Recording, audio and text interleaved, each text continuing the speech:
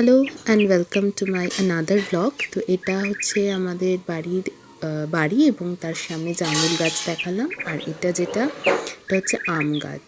শীতকাল তো তাই পাতাগুলো অতটা নেই, ঝরে ঝরে পড়ে গেছে। এখানে একটা কাঁঠাল গাছ, এটা অনেক কাঁঠাল হতো আগে এখানে। আর এইটা একটা সুপুরি গাছ আছে এখানে। আর হচ্ছে তার পাশেই যে এইটা হচ্ছে নিম গাছ, অনেক উঁচুতে পাতা, নিচ থেকে পাড়াই যায় না। এটা আমাদের বাড়ির তুলসী মঞ্চ নিচে, এখানে প্রত্যেক দিন পুজো করা হয়। আর এটা আমাদের বাড়ি।